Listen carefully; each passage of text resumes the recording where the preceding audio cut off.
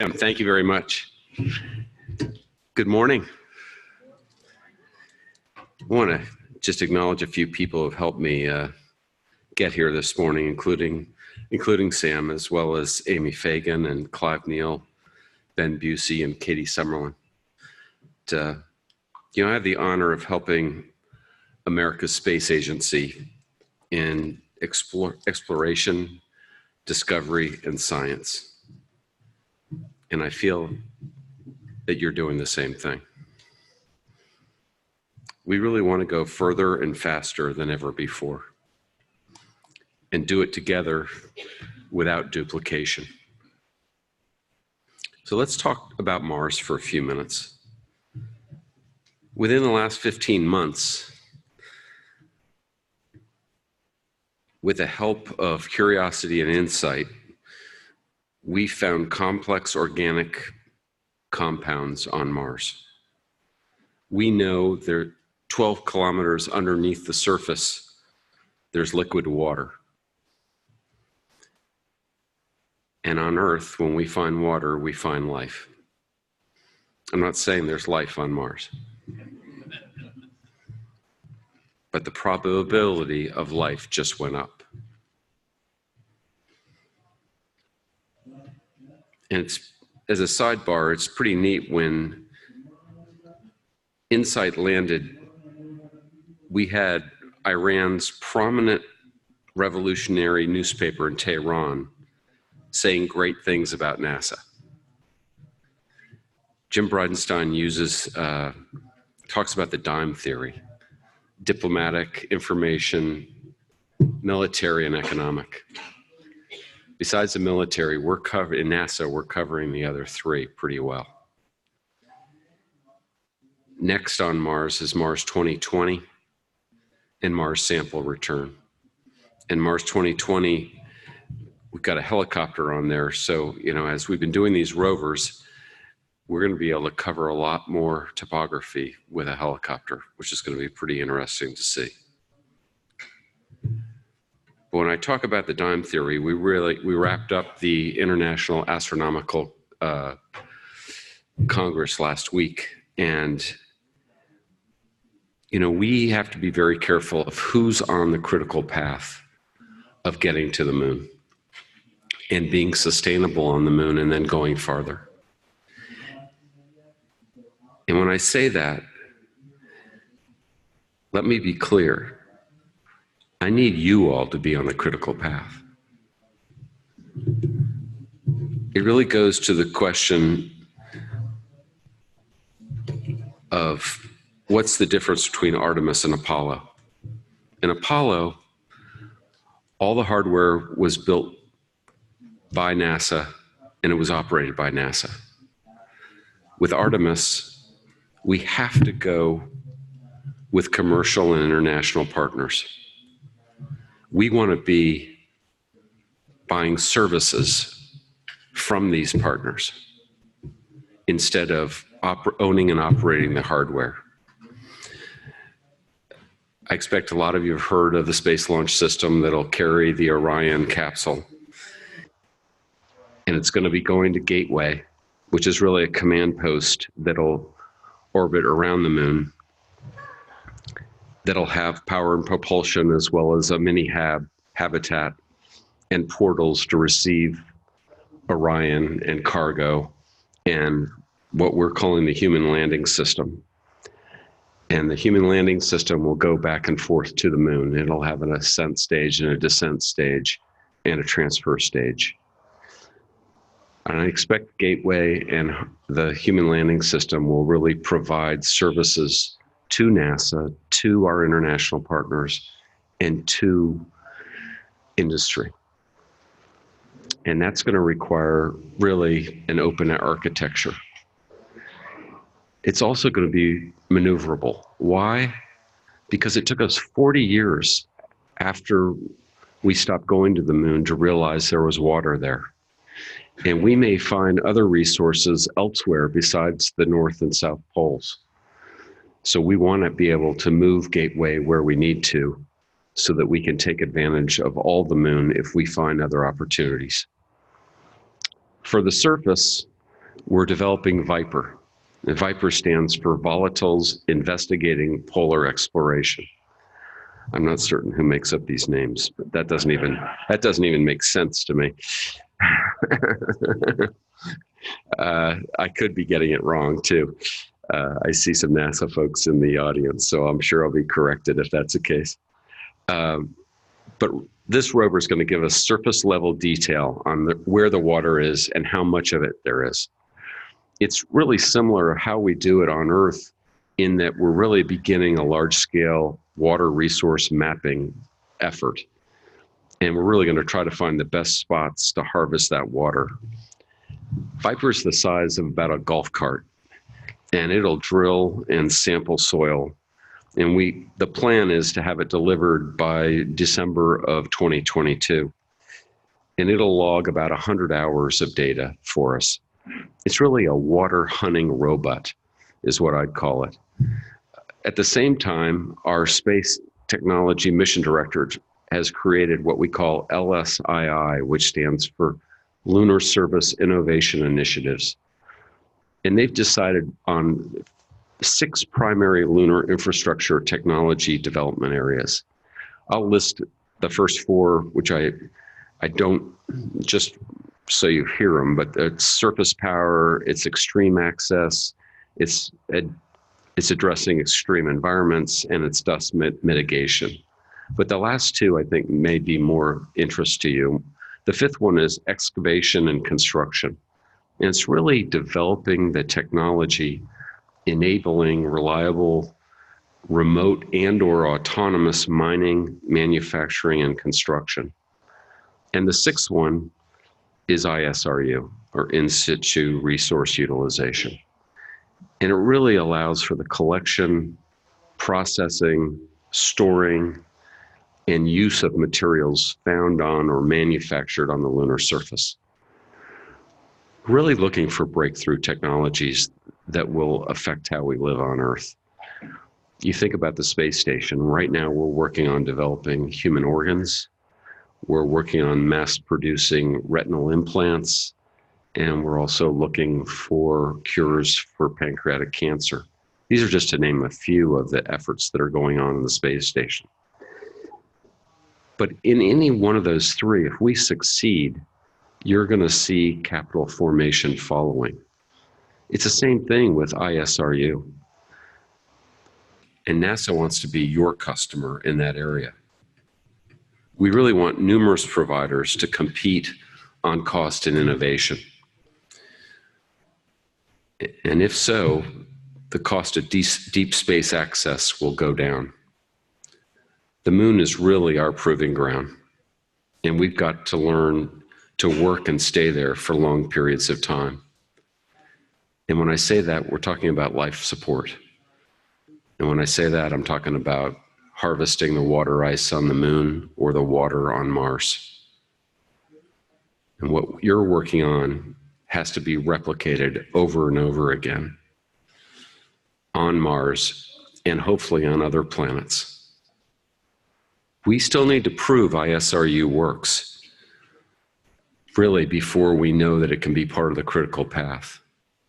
And our current systems architectures will continue to be adjusted as we learn this new science. To establish the infrastructure, it's quite a sequencing challenge. I'll say it again, we need your help. And as we get granularity on this cadence of missions, the opportunities are going to expand more and more. We intend to use the CLIPS program. Again, that stands for Commercial Lunar Payload Services. And we're going to try to use it as much as possible. This is really a new way of exploring with new science, and it requires private enterprise. You think about our current situation with the debt, with the baby boomers like myself, where you've got Medicare and Medicaid going up, as well as Social Security. And you're seeing that's non-discretionary spending. And as you spend the money on non-discretionary spending, on the discretionary spending gets squeezed. Well, what's discretionary spending? It's NASA, it's transportation, it's the Defense Department, it's our parks, it's agriculture, it's all the things we decide how much we're going to spend on. Medicare, Medicaid, Social Security, those are formulaic. We don't have a choice, it's in law. And each year we don't decide how much we're going to spend on those things. So as non-discretionary, the amounts go up, the discretionary gets squeezed. This is part of why we're going in this effort. We need your help. NASA can't continue the way it has been working for decades, and we're trying to make that change now. It's really with your leadership that this is going to happen.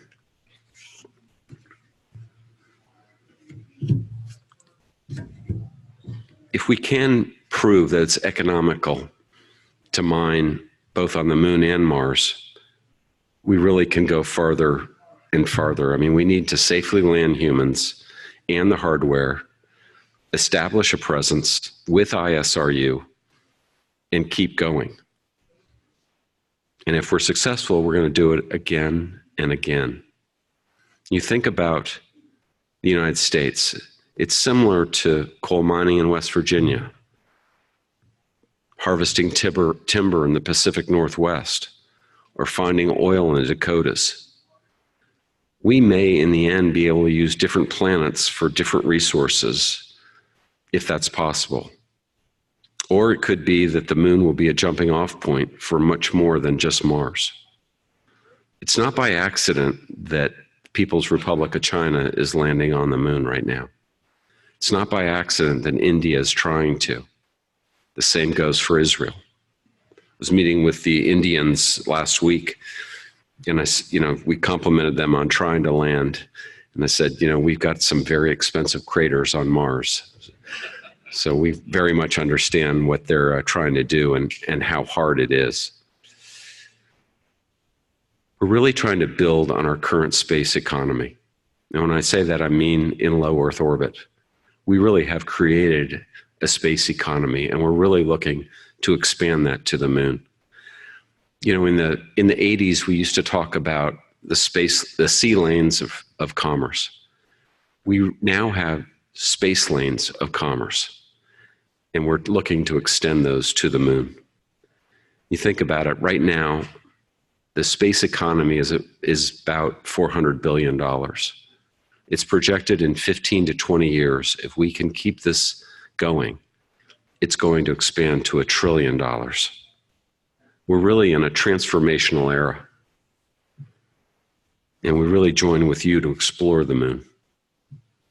And because if we're not exploring, we're not leading.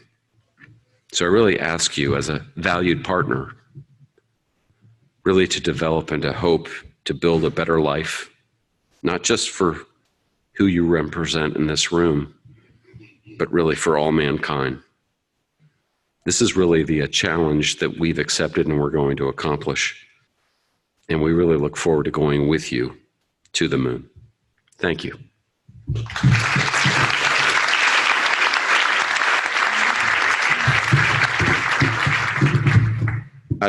Happy to open it up for questions. While you've got me. Pamela Clark, JPL. How are you? I'm fine. How are you? Welcome. I have a comment and a question. So having been a lunatic from the time I was about 9 or 10 years old, and having ate, slept, and breathed the Apollo program when I was a child, I feel strongly that what's going to make us successful with humans on the moon and a sustainable presence is an infrastructure, communication and transportation infrastructure in place to support this. So what are you doing? What can we do to support this effort to help the commercial sector to help to put that infrastructure in place for transportation and communication? Great question. I think we're on our way with that, especially with Gateway, which is going to be the communications transfer between the world and the moon. We'll also, as far as the infrastructure goes, you think of the first Iraq War. I was at the time on what they call the Defense Subcommittee of the Senate Appropriations Committee, and we had Norman Schwarzkopf come in and brief us after the war.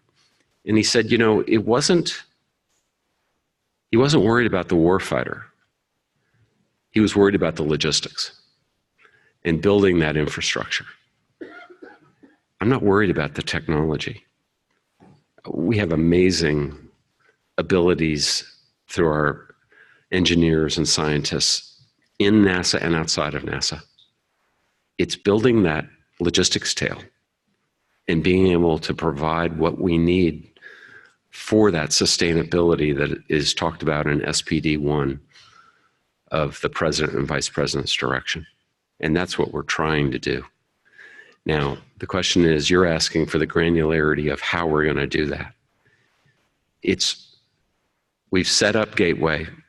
We're gone out with a broad area announcement for human landing systems, which really opens it up so that it's going to allow our international partners to access Gateway to be able to go to the moon, as well as commercial partners, which we're going to need. We're going to need more than SLS to get there, and we're working on that too.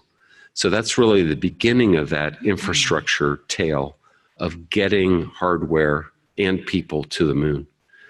And that's what we're working on right now. It's going to get a lot more detailed as we move forward. We're really just getting started, but that's where we're at right now.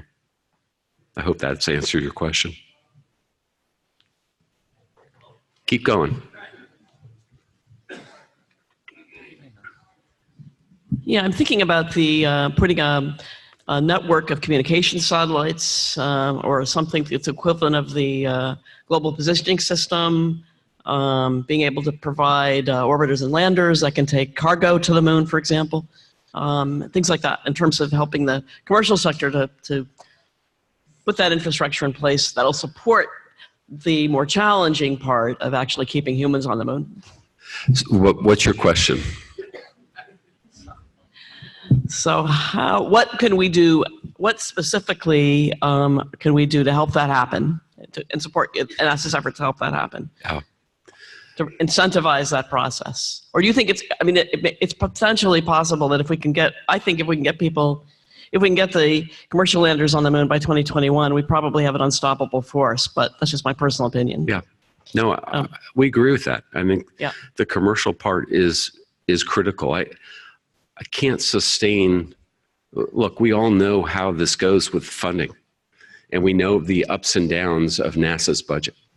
And that's exactly what the big picture is as far as trying to get this so we have constant resources coming. That's only going to come through our commercial partners. The international partners, they've got the same problems we do. So that's where we're heading right now. I wish I could be more specific, but we'll get there. Yes, sir. Hi, Bob Grimm, Southwest Research Institute. Thank you for your comments today and the inspiration. I watched Apollo as a child, so that's why I'm in the space business.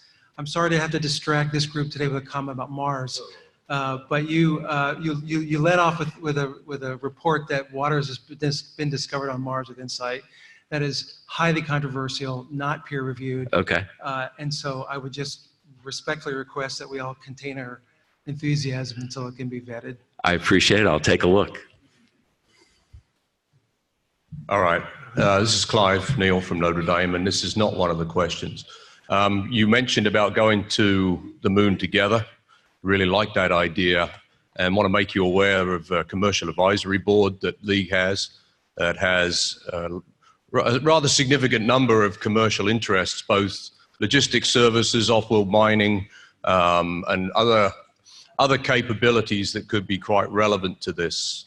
And I'm sure that some discussions could be had to try and harness that a bit better. Thinking about how to grow this, we were thinking about that last couple of days of how can we grow that commercial advisory board. So just want to make you aware of that. And that may be something that could be very useful. I appreciate it, Clive, and I know you're all going to be discussing that today. So I know some of the questions have been, how can we work together? I think that's why you're here today. and I hope people will participate fully throughout the day.